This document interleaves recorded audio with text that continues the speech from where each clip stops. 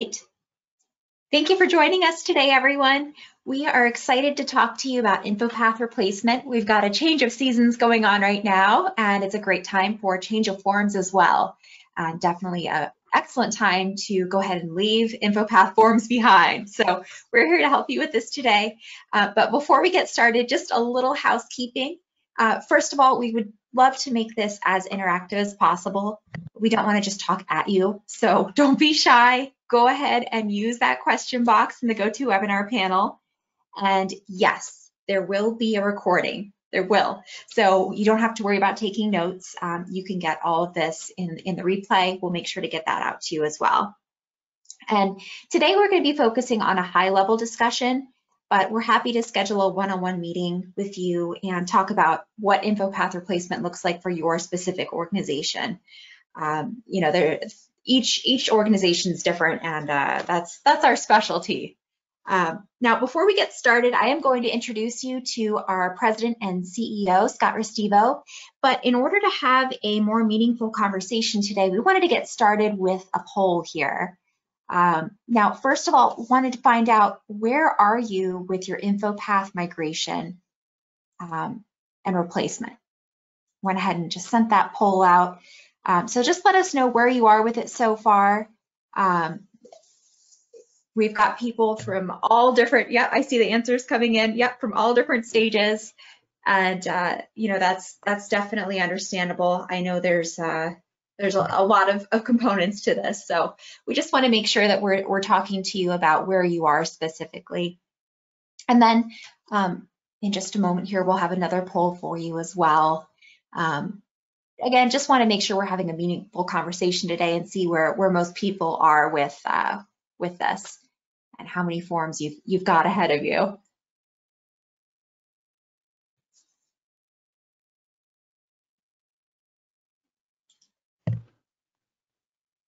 Okay, Chris, I think we're okay with the voting on the poll, so we can close that one, and we have one other poll here.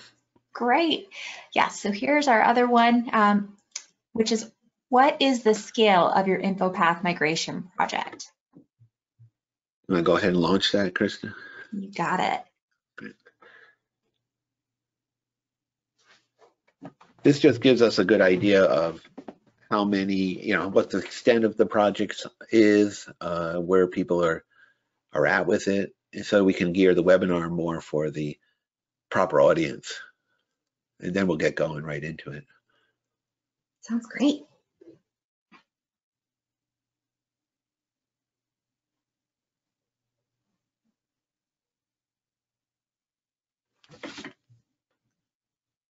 All right, we're pretty close to, you know, maybe a few 10 seconds more, and then we'll go from there.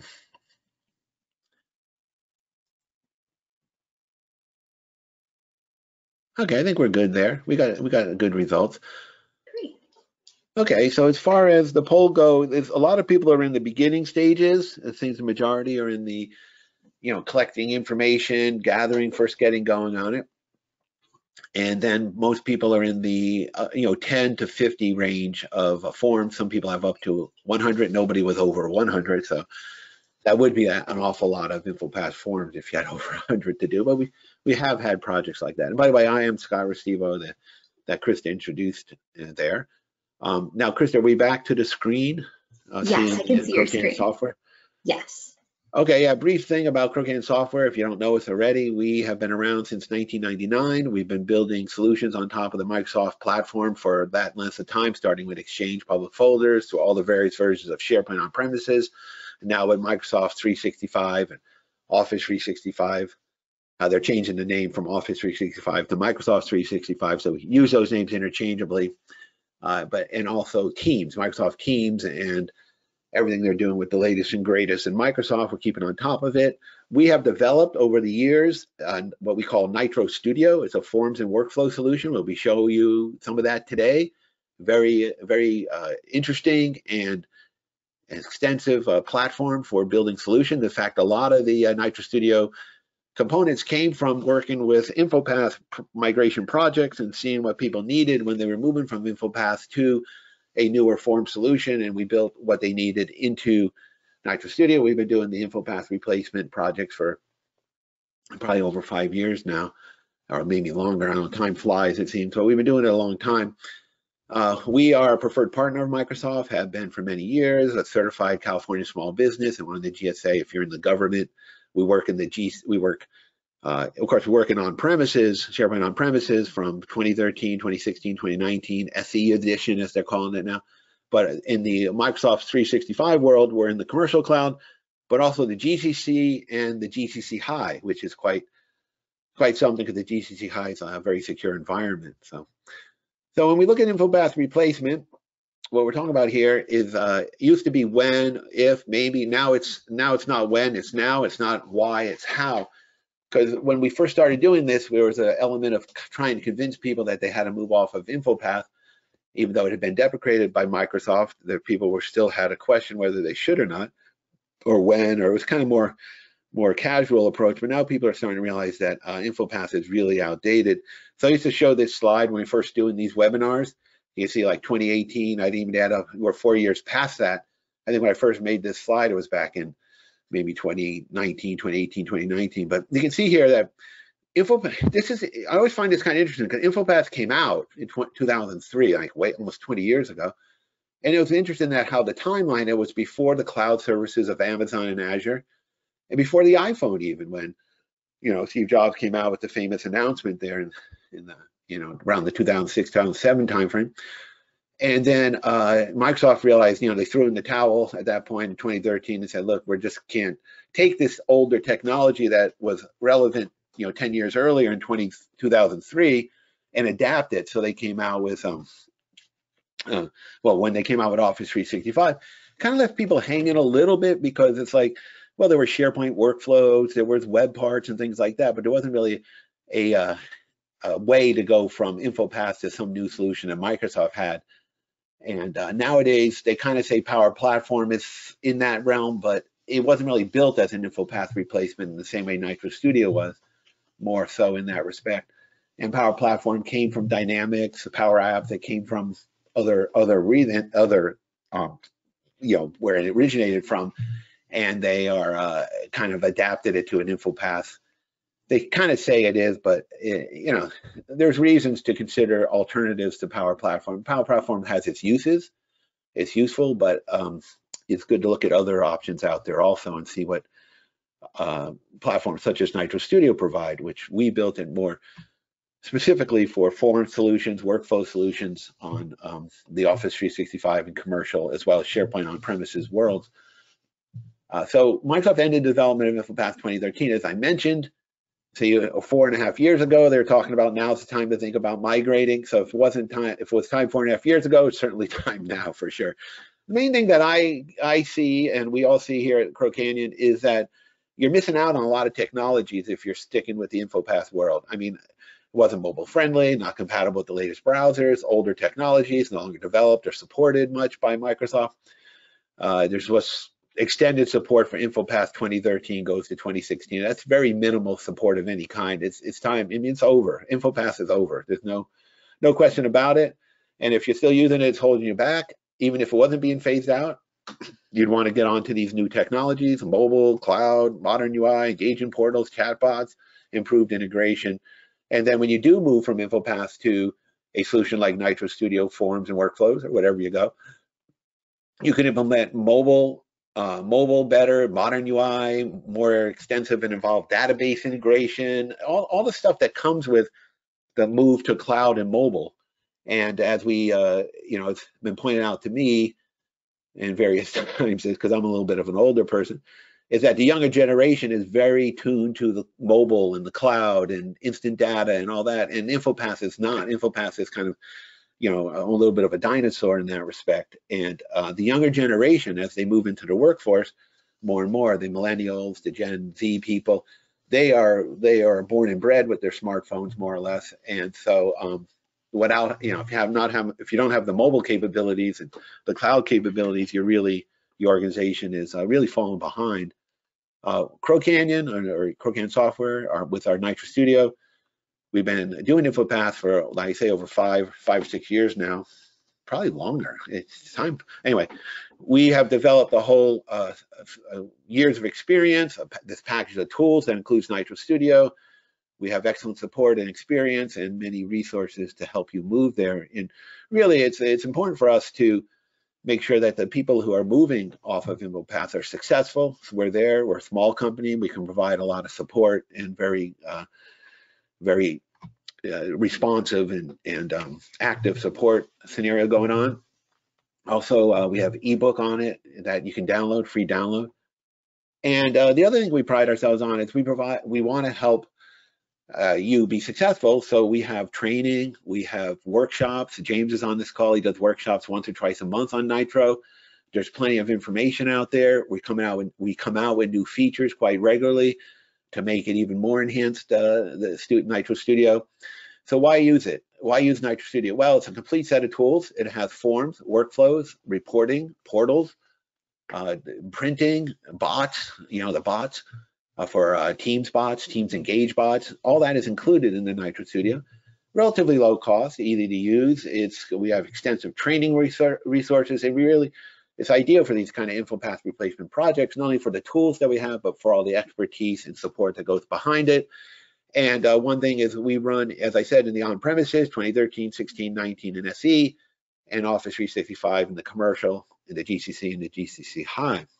So quite a extensive, good range of capabilities. It depends where you're at. Some people are using SharePoint 2019 or the SE edition, or maybe they're in 2013 and they're going to migrate. So we're fully qualified for that. A NITRO Studio, one thing about Power Platform, it only runs in the cloud. So if you're on those on-premises, that wouldn't even be a consideration because it's not there.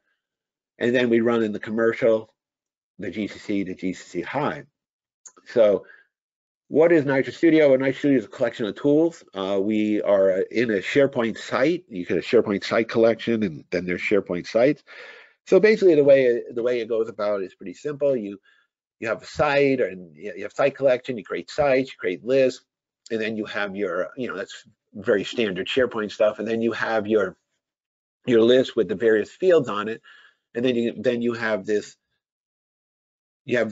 system, NITRO Studio, underlying whatever forms you have in there. So let me switch off of this PowerPoint for a moment and show you what I mean. This is an access request system. That's a screenshot of it, but the real life system's over here somewhere in my browser, bunch of browsers here, so I'll find it. Yeah, here's the access request system that we have going. This is just an example. Please don't, this is just one small example. It came to my mind in the last few days because somebody was asking us, some city government was asking us about, they have all these users coming and going because people get hired and then people leave, people retire, and then somebody moves up the chain. So everybody is switching chairs all the time, you might say, and that involves different access requests for the people.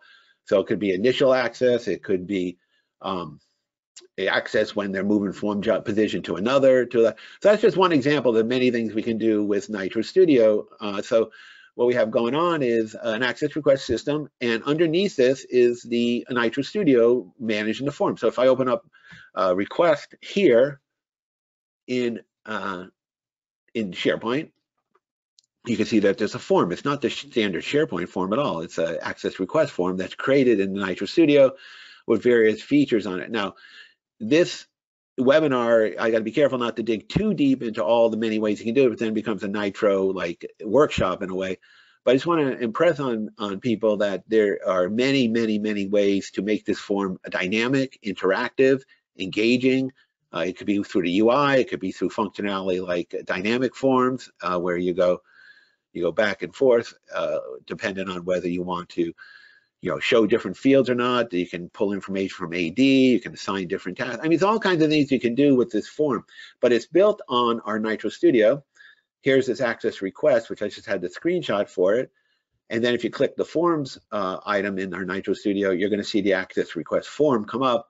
And you see that it's somewhat similar to what we were just looking in the back-end SharePoint, but you can come in here and play around with this and add different form controls and different features and do different kinds of layouts and ways you want to organize the form so that it can adapt very well to whatever your InfoPath form require, what it has, it can replicate it quite well. Now, there's a consideration when you replicate a form. Do you want to replicate it exactly, or do you want to just make it more of a modern solution? It might be some reasons that you don't want to have those same fields. You want to do them differently. You want to have different drop lists. You want to have it dynamic. You want to have it more mobile friendly. So when you go from InfoPath to the NITRO Studio or whatever solution you decide on, you're going to have an opportunity there to reassess if that form is really performing at the level that it should. And then you can come in here with the various many capabilities, or NITRO Form Designer, design the form in the way you want, and get a look at what it looks like in different formats. And really, it makes it so much easier to make the form how you want it, also modernize it, improve it, whatever you need to do for making it more useful and friendly for the end users. So what you're doing is you're not only just moving off of InfoPath, you're enhancing and improving your operations as part of it. You're moving into the more modern world where there's cloud and mobile, where the younger generation might be more used to it. That kind of whip out the phone and start doing something on it. Now you're moving away from the burden, the chains of InfoPath into something modern. So we can go into, anybody's interested and wants to know more about our Forms Designer, we can certainly dig deep into it and show you a lot of capabilities that can go on here. We can go in and add on buttons, for people to, this is really what I think is part of the heart of workflow automation, is that you have something going on like a request, but you're able to just click a button and have a fairly either whether simple or complex workflow run behind it, so you don't have to do all that work yourself, or have to remember that to do this, that, and the other. So if we do something like access to building one, again, this could be a help desk ticket, this could be a purchase request, this could be a leave request, this could be any kind of thing that your form does, we can do.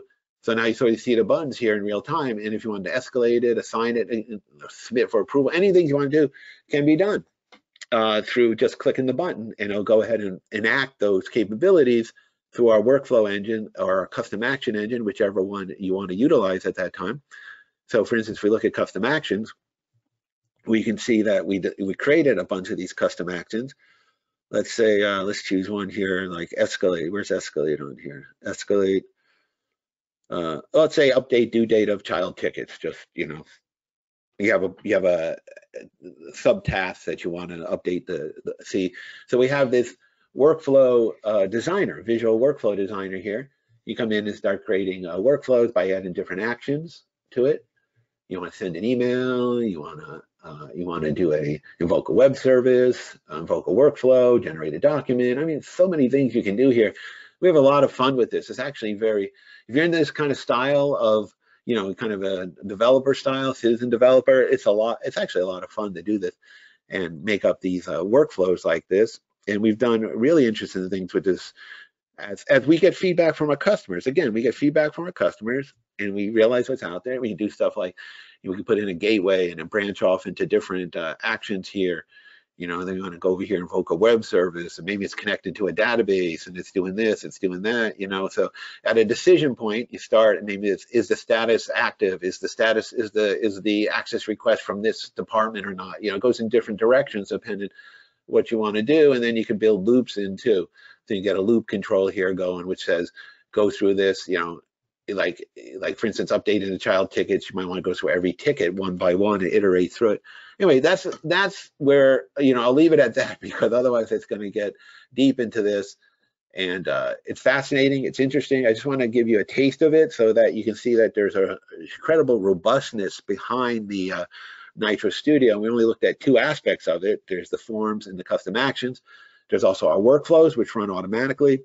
There's they run automatically, meaning that on timer-based or scheduled processes or event changes, not on somebody clicking a button.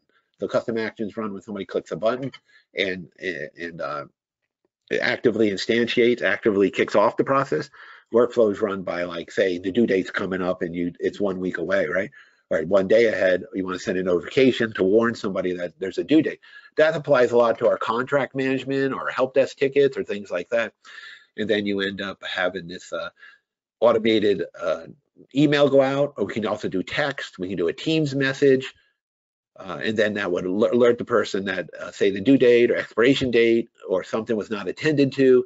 And that really, to me, is like really what drives workflows forward, is that there's notifications, there's alerts, there's escalations, something is just not submitted, it sits there, you know, it actually gets attended to, whether by someone clicking the button to escalate it or by automatically based on timers. Really powerful functionality throughout all aspects of your business. I'm sure you'd find a lot of uses for the kind of power that's inside our NITRO Studio.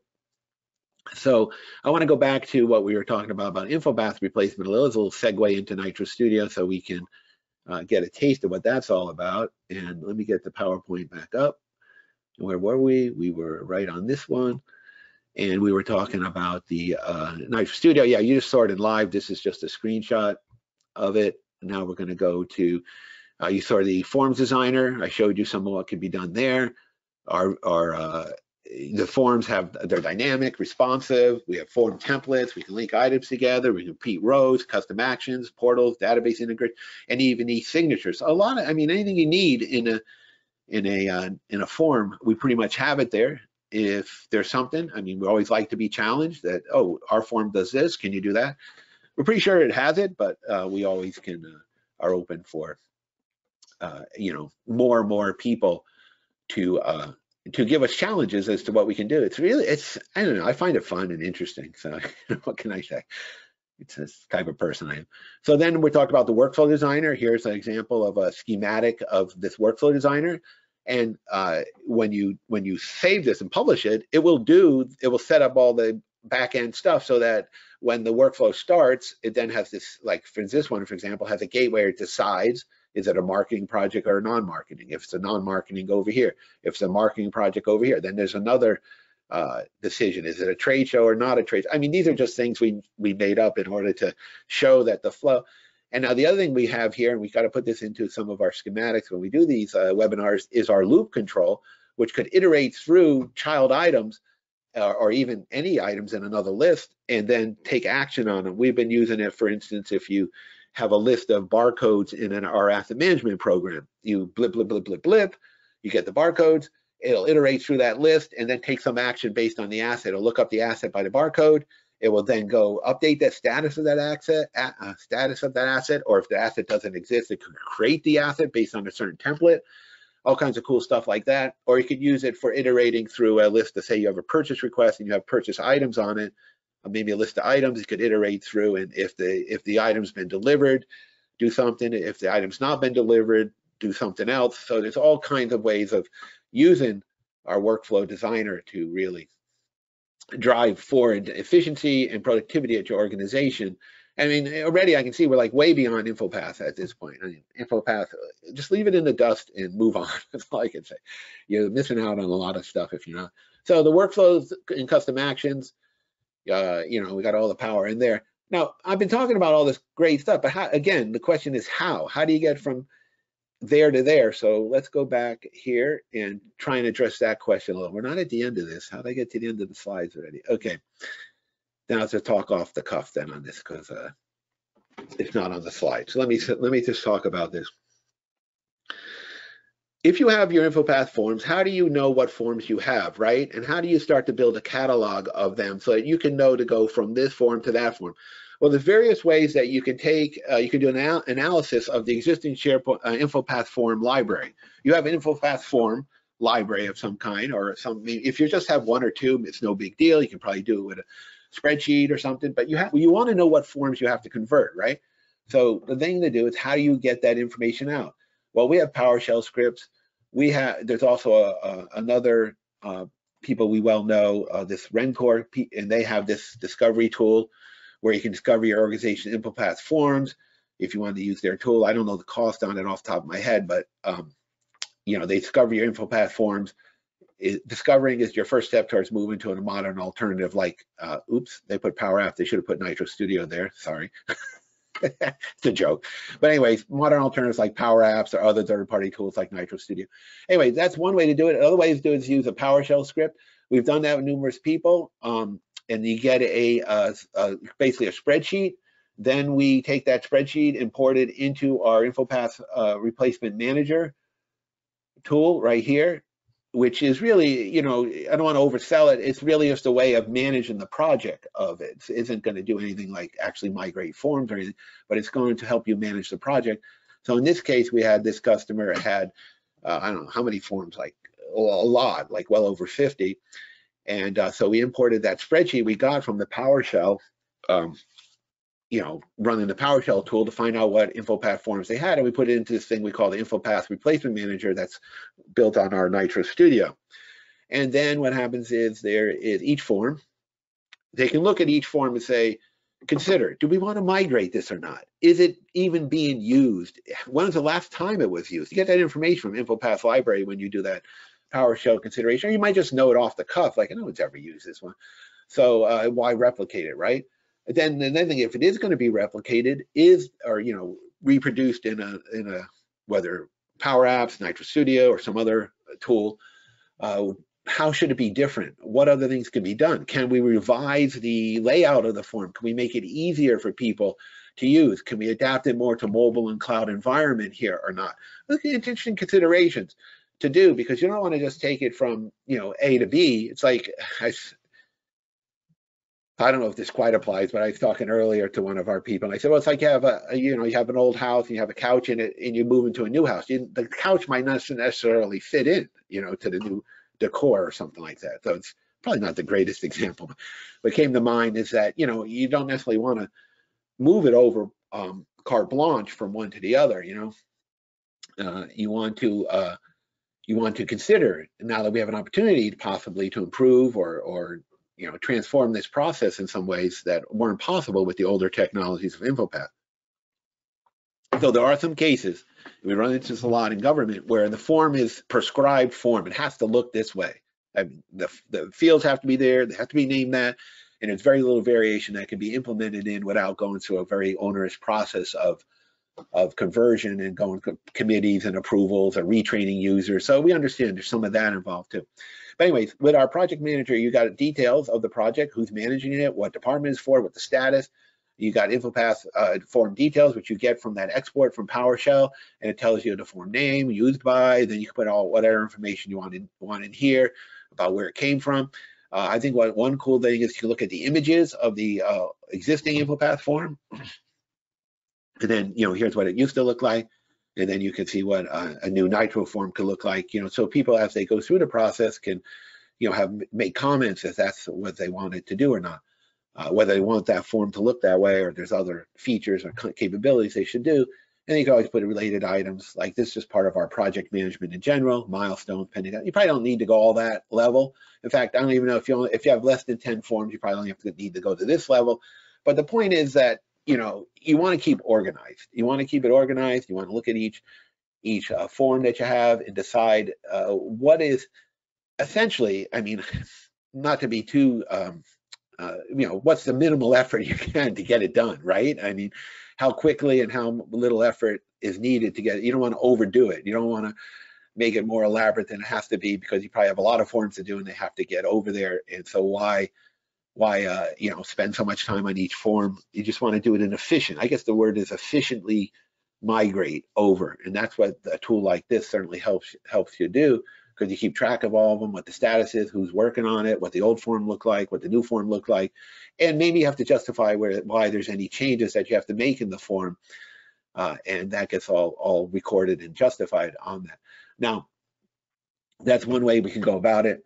You get it, then you know, to create this new things in NITRO, well, it's a matter of understanding how you want the structure to be. What's the structure? Well, it'll be a site collection with sites in it.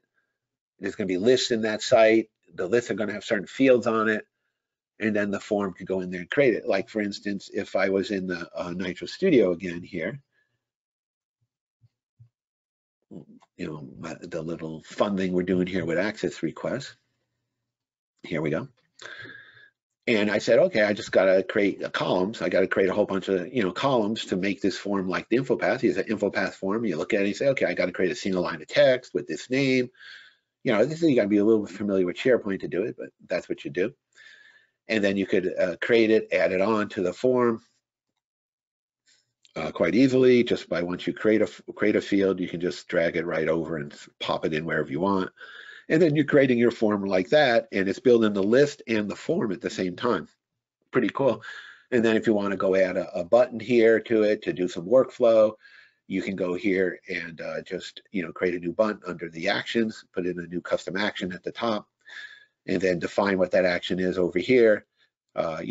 Select an existing one or create a new one by opening up the custom actions. So we try and tie it all together to make it very easy to do that. So then you can go create a new custom action, start designing your action, and it goes back to the it appears once you're done in this list, and then you could just associate the button with that action quite easily and do whatever you need, change the color, shape, caption of the button, and publish the form. And it's that easy to do. And then you can quickly move along the path of creating these forms that have quite a bit of functionality and capabilities based on what the InfoPath form did. Now, there's one other area I want to go in to show that there's more to this than just forms, because one thing that we've been working on here a lot and is the idea of number one, two things I want to go into. One is the idea of a portal, so that people are not going to that back-end SharePoint, but they're going to some kind of portal. And in that portal, they're submitting requests. Of course, you can put whatever design you want on this kind of web page, but basically what it's doing is saying, instead of going to that back-end SharePoint, I'll just go there for a moment. Look, let's be honest. I mean, seriously, are users going to react well to this? Or maybe the old, maybe people like me who are more used to this kind of format, baby boomer generation. The reason I say that, I just went to an After Ignite event down in Southern California, and they're really going into this 4 different generations and how they react differently to different technologies, and how the younger, like 20s, I guess, Gen Z people, are really just cloud mobile. I mean, everything's on the smartphone, whereas the older baby boomer or the older Gen X are more used to like email and this kind of format. It's very interesting, and I don't want to segue into that concept too much, but it was quite fascinating to understand the generational differences and how that affects the workplace. In fact, we're going to do some more webinars and conferences on that and expand on that topic. But what we're doing here is saying that people who are, look, I may be happy doing this, but other people want to have a friendlier interface, and this could be also on the mobile device. This is a responsive design where they open up a ticket and do a leave request this way. That's one way.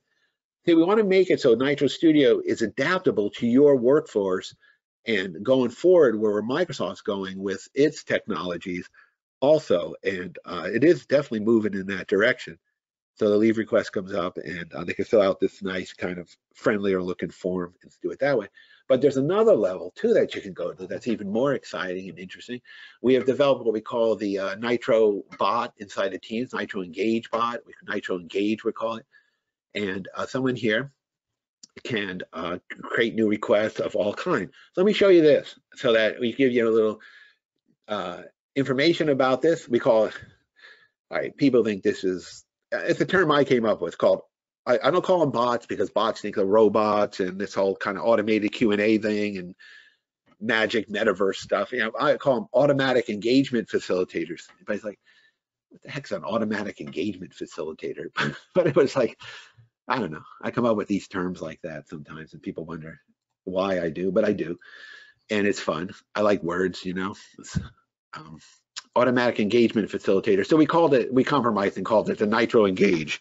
Sometimes we call it the NITRO Engage bot, whatever you want. So what I did here, I moved over to another browser. This browser is logged in by PK.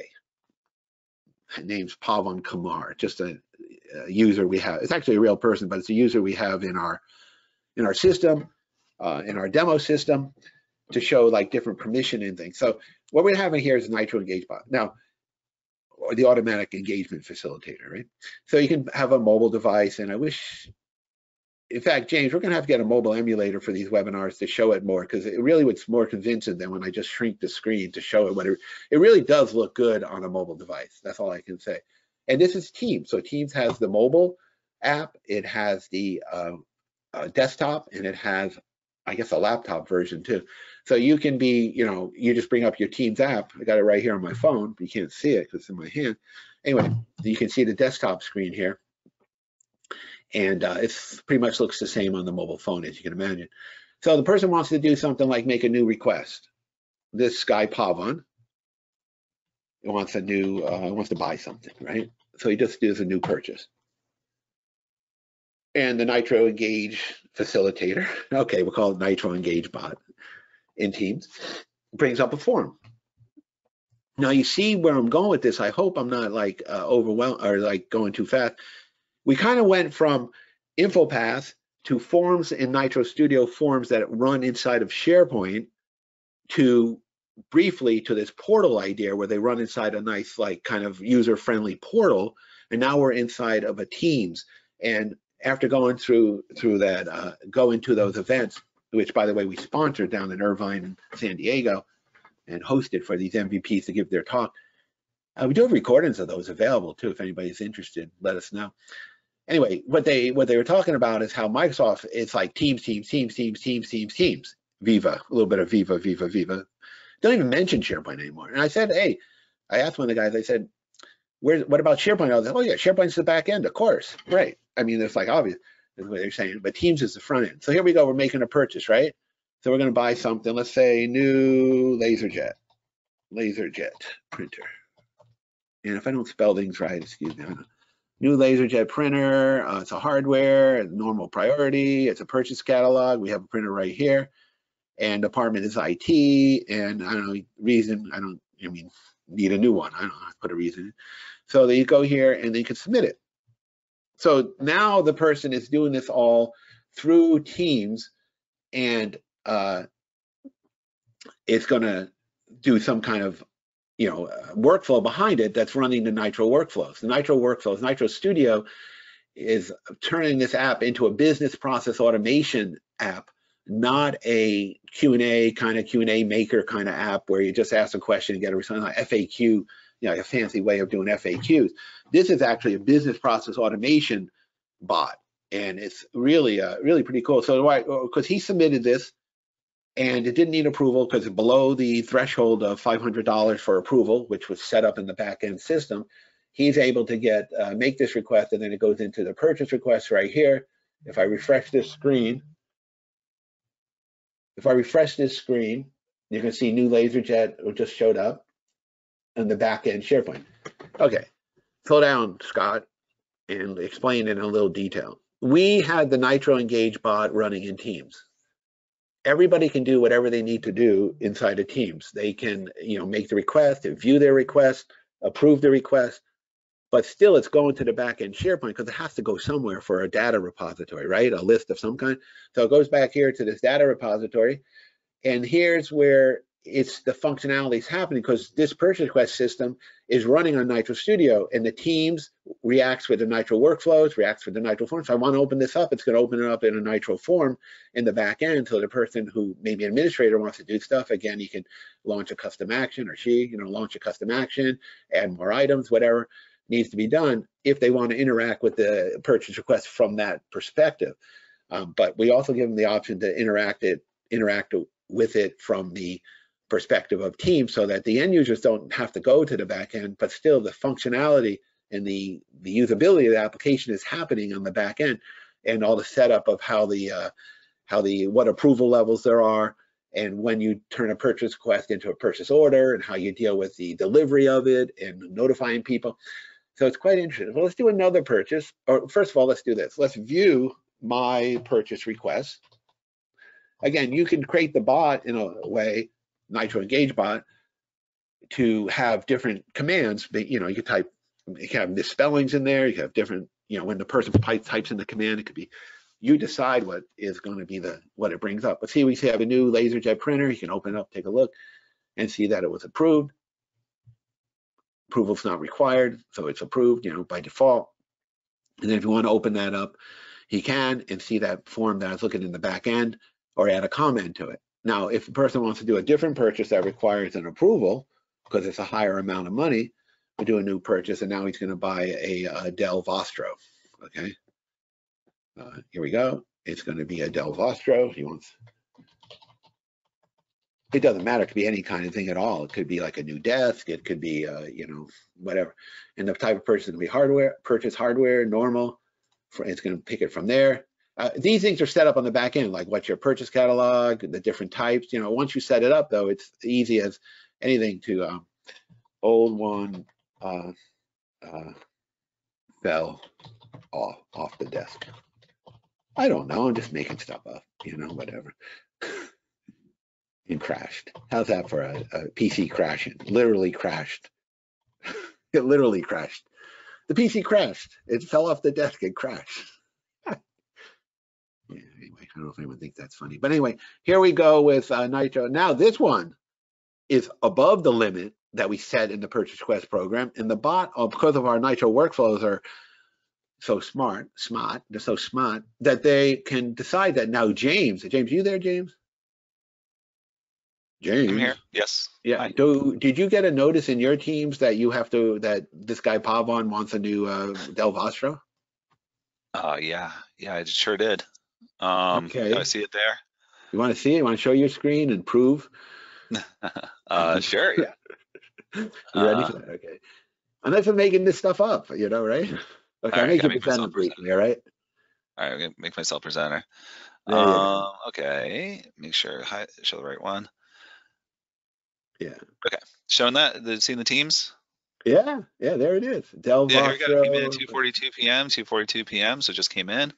I got the option to approve, deny, or send it back. I can click it open to see it in the browser if I want.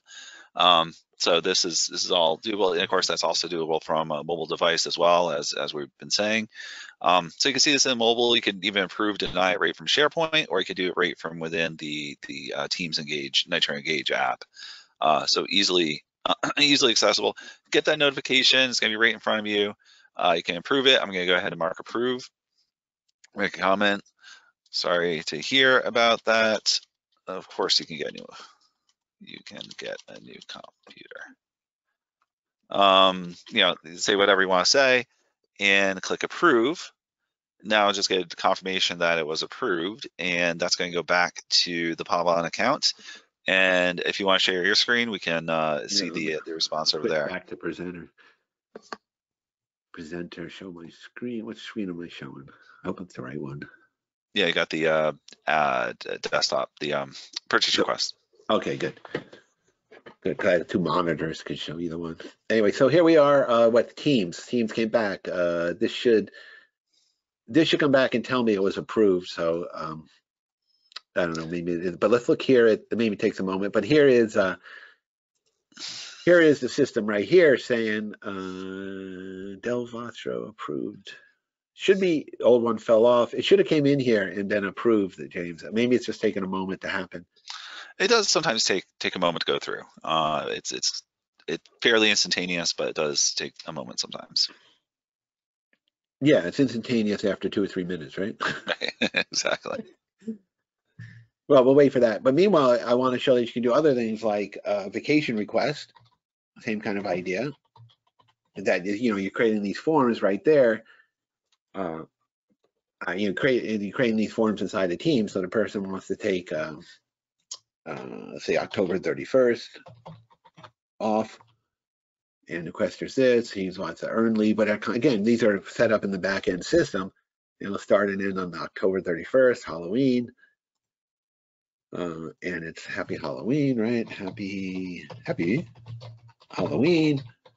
Of course, the person probably has to put more accurate a reason description. I don't know. It depends on what your needs are. I got too many E's. That's what it is. Then submit, and the manager of Pavan is James. So James, I don't know if you have to show your screen necessarily, but if you approve that leave request, it would show up in the in here, and he can look at his existing ones, my leave requests again, and see which ones are, you know, approved or not approved or pending and all that. So of course you get the idea. It could be involving purchase items, leave requests, tickets, all kinds of things here. Anyway, so that it can show information very quickly using, you know, all this works by having the forms inside of Teams or cards inside of Teams, running workflows behind the scene, and then having all this activity going on. So kind of like moving beyond InfoPath, you can create these NITRO forms in the backend SharePoint. earn leave request approved by James. Okay, so he got that approved. And if I want to go here and view the leave request system, I can there. Anyway, so we had the InfoPath forms moving, we're leaving them in the dust. We're moving to modern SharePoint forms, modern NITRO forms, portal forms, and also using the Teams bot and NITRO Engage to make it so that users are getting the best experience they can with this move off. So this is what I mean about leaving that InfoPath is holding you back, that Microsoft deprecated it for whatever reason they did. And, for the reasons they did, and here we are. Now I'm thinking talking myself out of here. So James, why don't you jump in with some questions, because I think after 45 minutes I've talked myself into a corner here. So go ahead.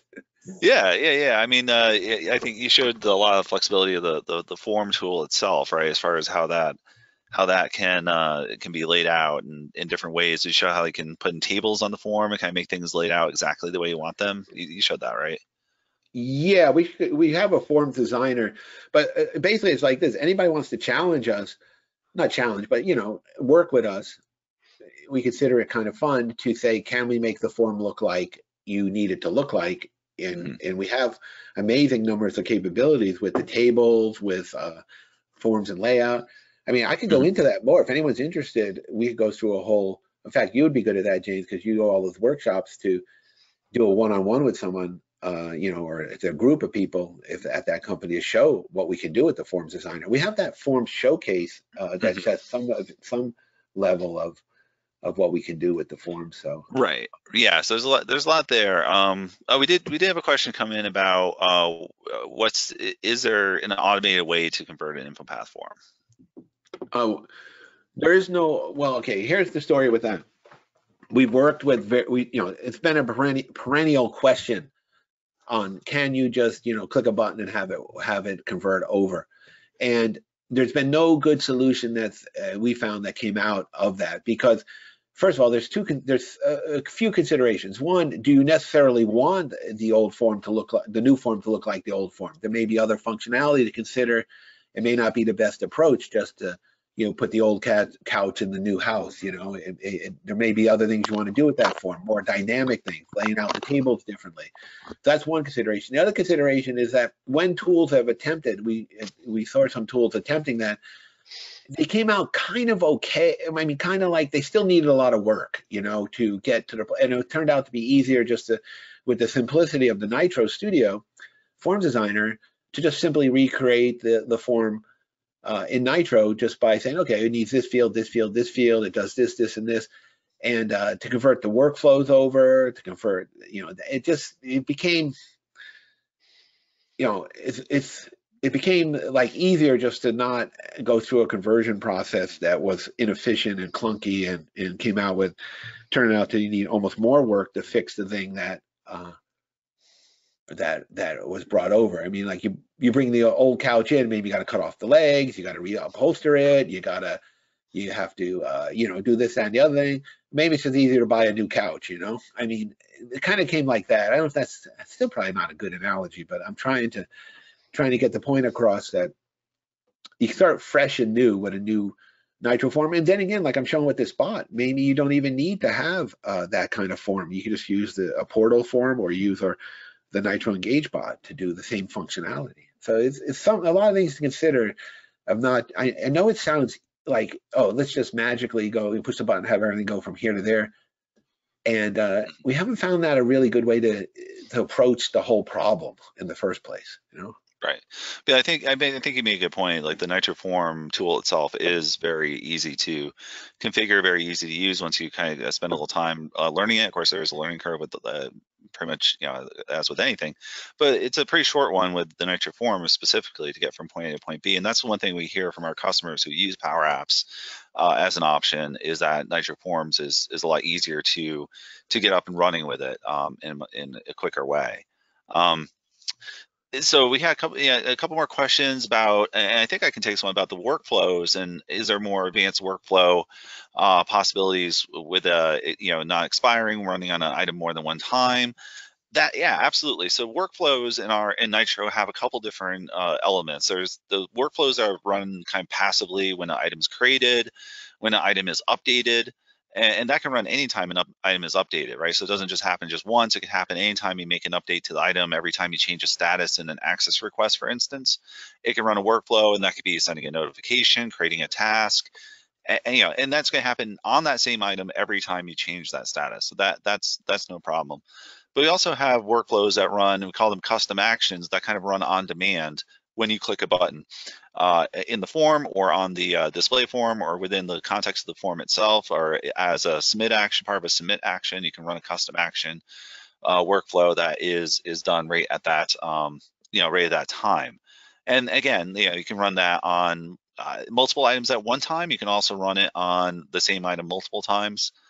We didn't even get into the workflow too deeply. We got looping, we got gateways. There's all sorts of really cool stuff you can do with the workflows that you can easily do. And yeah, I just saw a question come in, will it wait for a change in a field? And yes, it can wait for, you can just kind of look for that change in a field, and it will it'll run when an item is modified, right? So we can have that run when an item is modified. We also, within the form, not to get too deep into the forms thing, we also have this thing called form event actions, which are, in the context of the form itself, you're running a small, kind of minor workflow, I guess you could say, where you're updating fields, making fields, highlighting fields. So you can do it even within the context of a form itself to run some workflows and run some processing to, it can even bring data in from another list within the context of the form without having to first save it or run any other kind of process. Yeah, and that also brings up the point about database interactivity too. We have external database, external data columns that we can come in and bring data in from external, read and write, as well as our data sync tool to read and write from external databases or whatever they are, SQL or even like another application. And also the invoking of workflows is another, web services here. One of our actions is invoke a workflow or invoke a web service, invoke Azure functions. So, so sometimes those apply. And one thing about the workflow I'll just mention briefly, I got a little wacky here with the design, but is that we can invoke we can invoke SharePoint workflow if you have old designer workflows that might help with some legacy issues with InfoPath, NITRO workflows, or even Power Automate workflows. So we don't preclude use of the Power Platform. Is there a question about, anyway, what other questions are there?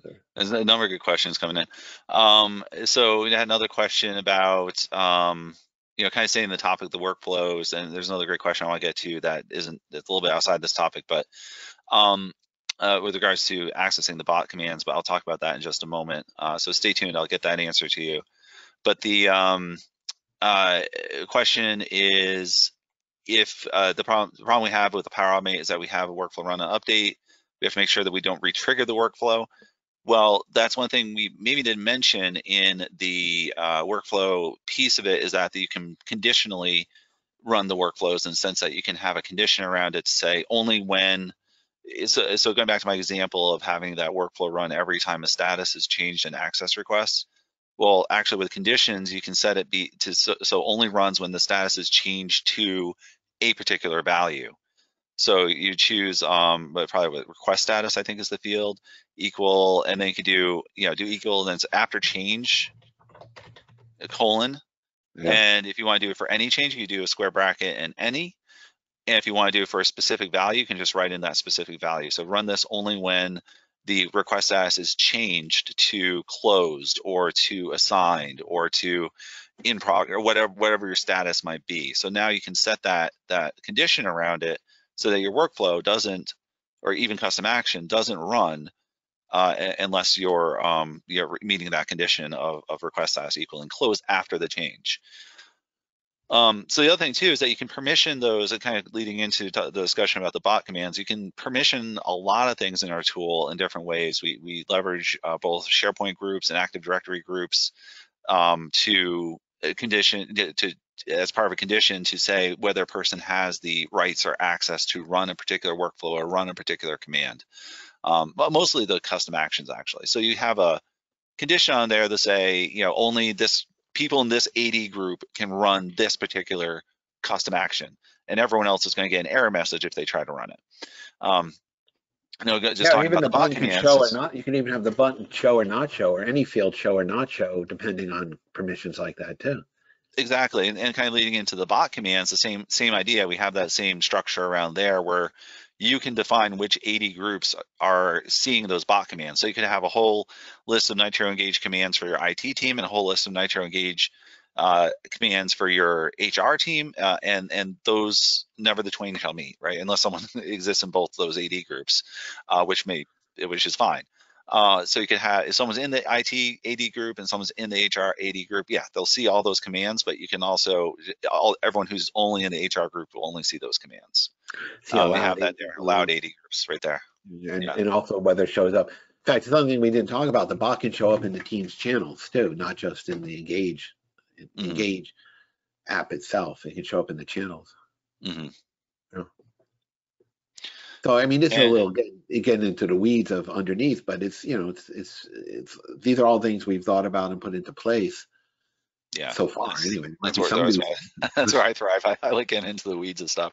Yeah. And we had another question about if we've already recreated InfoPath form using Power Apps and Power Automate, can we easily replace that with the NITRO solution? I mean, I would say, yeah. I mean, it depends on the complexity, of course. I mean, obviously more complex forms and more complex workflows are going to take a little more time. But I think, again, going back to the comment about we've heard from customers, multiple customers, about our stuff versus Power Apps and Power Automate, is that the learning curve is much shorter to learn how to use it, to learn how to implement it. So, certainly that is a consideration in here. But like anything, if it's a complex process, complex form, it's going to take a little more time, and that's just the nature of the beast. Well, one thing also about Power Platform, and we know it has uses here and there, and it's got some good capabilities, and some people use our tool with Power Automate or something. But there is also the cost factor of that. Once you get beyond the seeded version of Office 365, which you get with your Office 365 subscription, such as premium connectors or different variables like that, the cost can go up quite a bit because it's priced per flow at that point. And one thing we say about NITRO Studio that is an important point for a lot of people is that the price is the price. You pay for the tenant license. It's a subscription, a yearly subscription based on the number of users. Then we can that price, unless of course you double your users or something like that. But pretty much your price. It's not based on the number of flows or number of forms and that kind of thing. So I just want to say that. I'm showing you permissions on the buttons or any of the fields. You can say show or hide to everyone or certain groups or certain conditions, are met, and also field. I mean, there's so much here. We could go into a whole nother. It's already been an hour, so I don't know any other questions. So we don't want to be respectful of the time, and we can do one-on-one sessions. I mean, we're not. I think people, if they're interested and they want to get off InfoPath forms. We're here to help, and we can have a 1 hour, we could offer you like 30-minute or 1 hour discussion to get kind of sense of your project, whether we'd be a good fit or not. We can show you more in depth about NITRO Studio. We can do a lot to help you move this project forward and help you make the right choices. I mean, we realize that NITRO Studio fits in many cases, but maybe in some other cases, there's some other solutions. But, we're always glad to talk to you about what is the best way for you to move forward. But really, the important point is the imperative to move, to the urgency to get off this and not miss out on these latest technologies, and just take get over the hump there to get into the new world. And people are so happy and appreciative once they're beyond the InfoPath kind of slog of InfoPath forms and the way it's holding people back. It's holding back their organization to have those. So we'll make that little spiel. To get in touch, sales@crowcanyon.com, very easy. What about other questions? So if we don't, besides if people want to leave, that's fine. I mean, of course that's fine. But I mean, what I meant is that if people want to stick around for some more questions, we certainly can. And we'll also be sending email out about these questions if we can't get to them during this webinar. But James, any other questions popping in? No, I think we pretty much covered that, but those are some great questions, and love to have follow-up conversations with the folks who are asking those questions. So certainly, we'll be reaching out with the recording of the webinar of course, to everyone who's on here and anyone who wasn't able to attend as well, they'll get that recording. But yeah, at this point, we think we cover the questions. If anyone has anything else, certainly pop it in there. But I think we cover the questions we got. Okay, if there's thanks. Okay, any more questions? We're good. Because I'll end the webinar otherwise. But if there's a few questions coming in, we can. Did you answer all these? A lot of things, I guess. I don't see the answers in there from the recent questions, but I guess we may answer them verbally, right? We did. Yeah, we addressed a lot of those in the context of the call. Okay. All right. Well, thank you everyone for attending. Have a good day. Appreciate it. We hope to hear from you as you move along from InfoPath to this modern solutions. Okay. Take care. Thanks, James. Thanks, Krista. Okay. Bye-bye. Thank you. Bye.